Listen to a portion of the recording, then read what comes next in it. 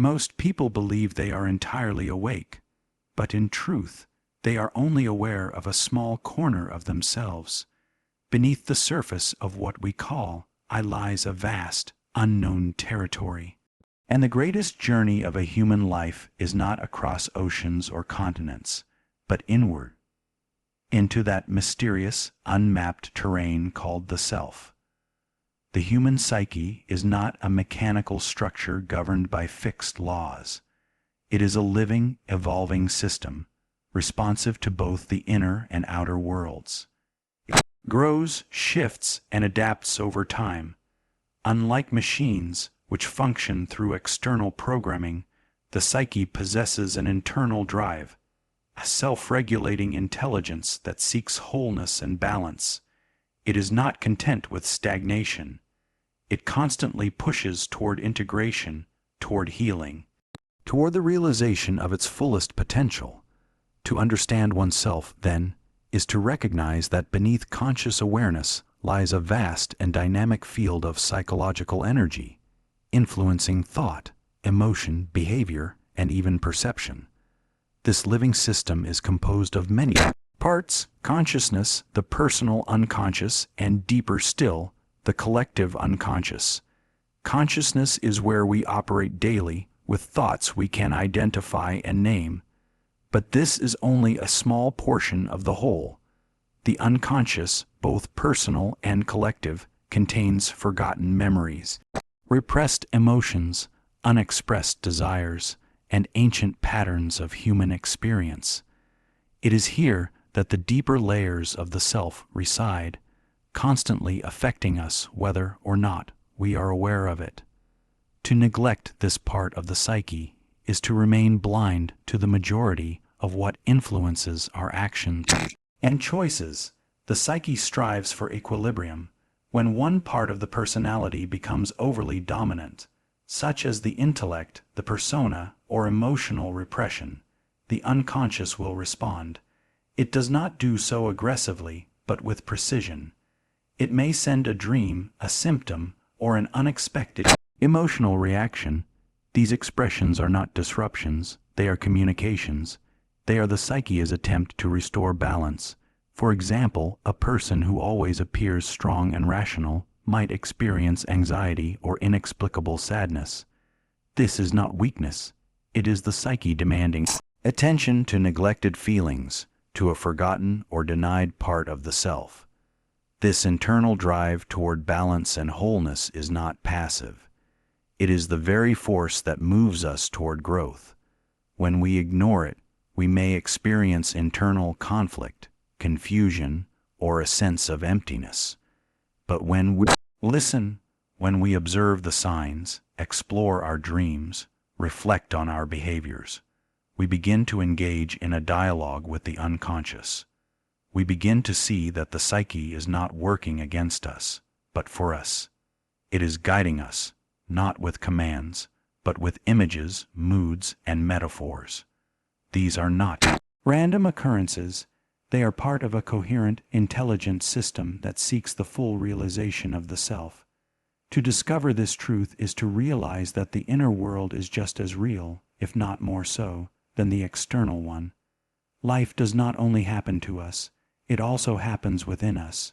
The more we explore the living nature of the psyche, the more we understand that self-discovery is not a one-time event, but an ongoing relationship with something vast, mysterious, and deeply meaningful, ourselves. Second, in order to function in the world, each individual must wear a mask. This mask, or persona, is the social identity we construct to navigate daily life, our role as student, professional, parent, leader, or friend. It is shaped by expectations, norms, and the need to be accepted. We learn early on which parts of ourselves are rewarded and which are discouraged. In response, we build a version of ourselves that fits the demands of family, culture, or career. This constructed identity becomes what we show to the world, but it is not the entirety of who we are. The persona serves a practical and even necessary function.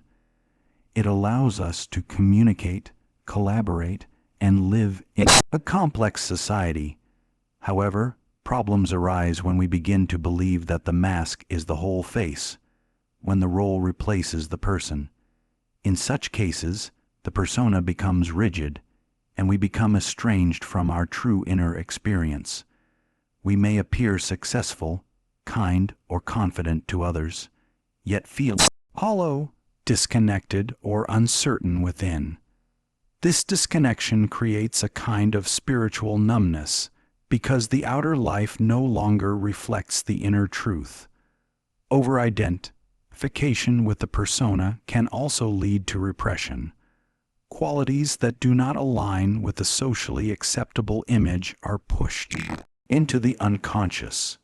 For instance, a person who has built their identity around being strong and independent may deny their need for support or vulnerability. A person who sees themselves as always agreeable may repress anger or ambition. These rejected aspects do not vanish. They form the basis of the shadow, which continues to influence behavior in indirect and often disruptive ways.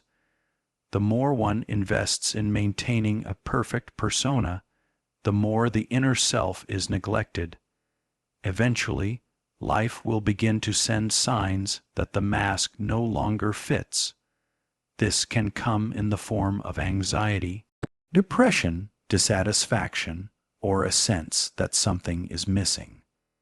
These are not failures of character.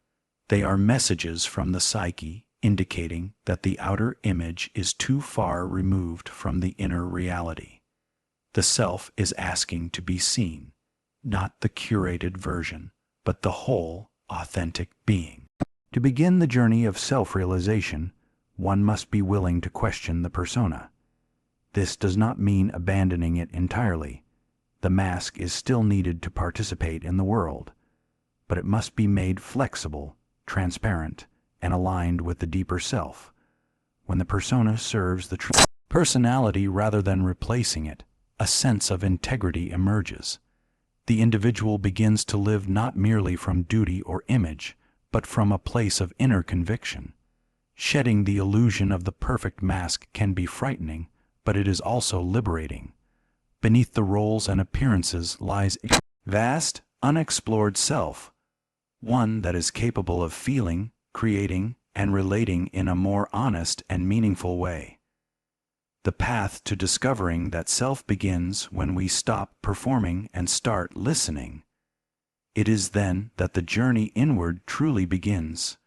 Third, within every individual lies a reservoir of experiences, impulses, and traits that have been pushed out of conscious awareness, what is often referred to as the shadow. These elements are not necessarily evil or shameful.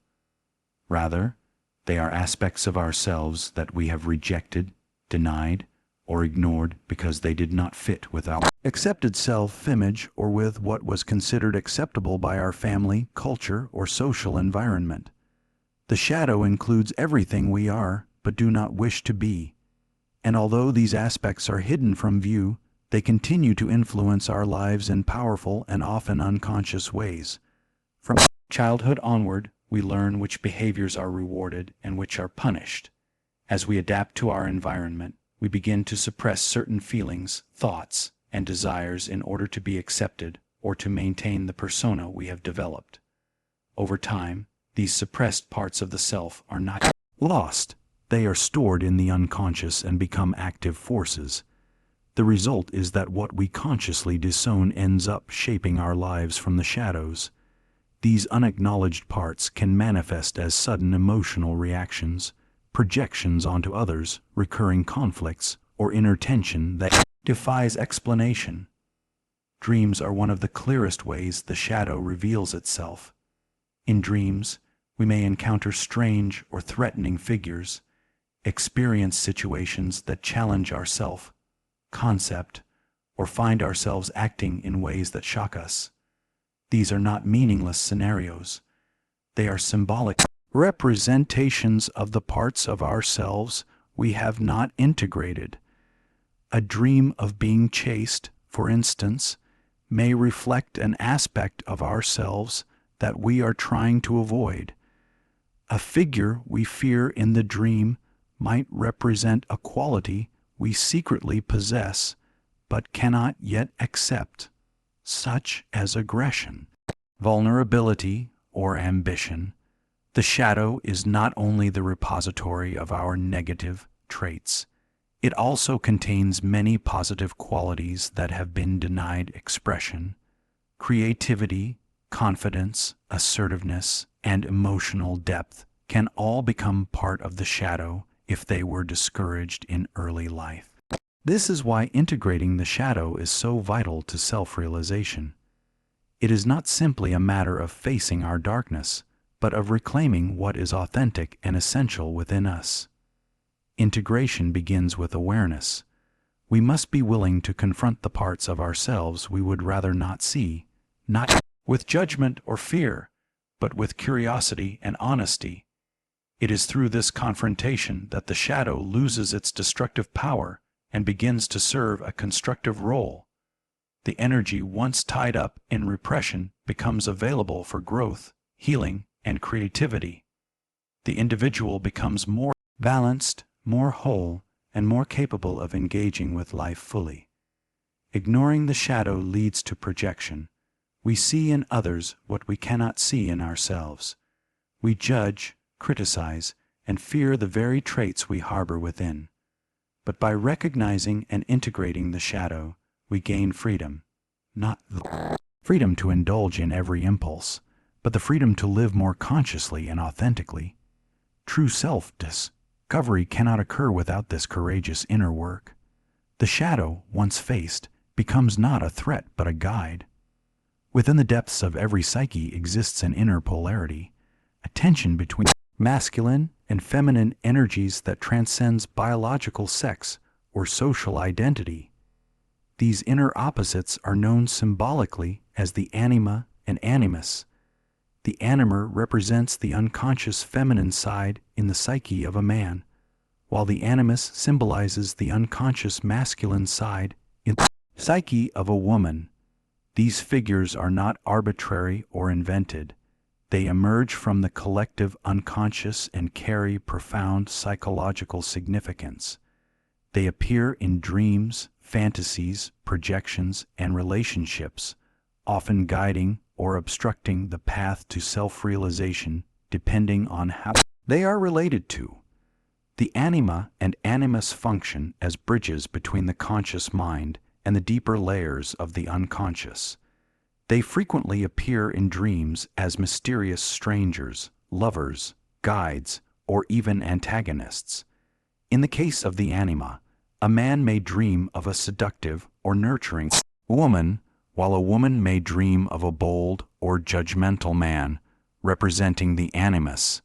These images are symbolic reflections of the dreamer's own neglected or undeveloped traits. When left unconscious, these inner figures can distort perception and behavior, often resulting in intense projections onto others. A man may idealize or fear women irrationally, not because of the women themselves, but because he is reacting to the unintegrated anima within. Likewise, a woman may argue endlessly with imagined authority figures or seek strength outside herself, when in fact her animus is undeveloped and seeking recognition. These inner figures are not inherently problematic. They are essential components of the psyche's movement toward wholeness. When integrated, they enrich the personality, deepen emotional life, and provide access to intuition, creativity, insight, and wisdom. Anima brings a man into relationship with feeling, receptivity, and inner vision. The animus connects a woman with assertiveness, clarity, and purpose. When these forces are acknowledged and developed consciously, they no longer exert unconscious control. Instead, they become guides, trusted companions on the path of individuation. Integration requires awareness and patience. The inner opposite is often elusive and appears in symbolic form. Working with dreams, fantasies, and emotional reactions can help bring these figures into consciousness. For example, recurring themes in dreams, such as being guided by a mysterious figure of the opposite sex or entering into conflict with one, can signal the presence of the anima or animus. Journaling, active imagination, and inner dialogue can also be powerful tools for engaging with these aspects and uncovering their meaning. Without integration, the anima and animus can become possessive, leading to emotional volatility, confusion in relationships, or creative paralysis. But when accepted and understood, they act as mediators between the ego and the deeper self. They bring balance to the psyche by merging rationality with emotion, activity with receptivity, assertiveness with sensitivity. True self-realization cannot occur without this reconciliation of opposites. Each person contains the potential for balance, not through the elimination of tension, but through the conscious integration of the energies within. In embracing both the inner masculine and feminine, one moves closer to wholeness, not as an ideal, but as a living, evolving reality of the self. The journey of self-realization is not a simple path of personal improvement or the accumulation of knowledge. It is a profound inner transformation that requires the integration of all aspects of the psyche, both conscious and unconscious. This process is known as individuation, a term that describes the movement towards psychological wholeness. Individuation does not aim to perfect the personality, but to make it whole by bringing into awareness many parts of the self that have been forgotten, denied, or repressed. It is not about becoming someone else, but about becoming fully oneself. At the beginning of life, we are undifferentiated, absorbed in the environment, and shaped by the values and expectations of those around us. As we grow, we develop a conscious ego and begin to form an identity, but this identity is often narrow and one-sided, defined by our culture, roles, and social conditioning. The parts of ourselves that do not fit into this image are pushed into the unconscious. As a result, we become fragmented, outwardly functioning, but inwardly divided. The process of individuation seeks to reunite these fragmented parts and restore the natural balance of the psyche. This integration begins with self-awareness. One must confront the persona, the socially constructed identity, and recognize its limitations. Then comes the encounter with the shadow, those aspects of the self that have been repressed or denied. By acknowledging the shadow, we begin to reclaim our inner life and restore lost energy. But individuation does not stop there. It also involves integrating deeper elements such as the anima or animus, the inner opposite, and recognizing the presence of archetypal forces that shape our experience. Dreams, emotional reactions, patterns in relationships, and creative expressions are all pathways through which the unconscious speaks. These expressions provide clues to the parts of ourselves that are seeking integration. Each confrontation with an unconscious element is an opportunity for growth. When approached with openness and courage, these encounters gradually expand the ego's perspective, making it more inclusive and adaptive. The result is a personality that is more centered, balanced, and true to its inner core. Individuation is not a linear process. It moves in spirals, often returning to the same issues from deeper and deeper levels. It may be triggered by life crises, periods of transition, or moments of deep questioning. These experiences, while difficult, are often necessary for the dismantling of old structures and the emergence of a more authentic self. The pain of transformation is real, but so is the reward: greater vitality, purpose, and a sense of connection to something larger than the personal ego. The ultimate goal of individuation is not isolation, but integration. It does not separate us from the world, it grounds us in it with greater clarity and inner strength. As the self emerges from within, the individual becomes not only more uniquely themselves, but also more capable of meaningful relationship, creativity, and contribution to the world. The journey is long and often mysterious, but it is the most essential journey one can undertake: the journey to become whole. The unconscious does not speak in words or logic. It speaks in images, symbols, and emotional impressions. One of the most profound ways it communicates is through dreams. Every night, when the conscious mind rests, the unconscious comes forward and presents scenes, situations, and figures that reflect the state of the inner world. These dreams are not meaningless or random. They are expressions of psychological truth, crafted in the symbolic language of the soul. To ignore them is to turn away from the most honest and direct guide to self, understanding, and transformation that the psyche offers. Dreams act as messengers.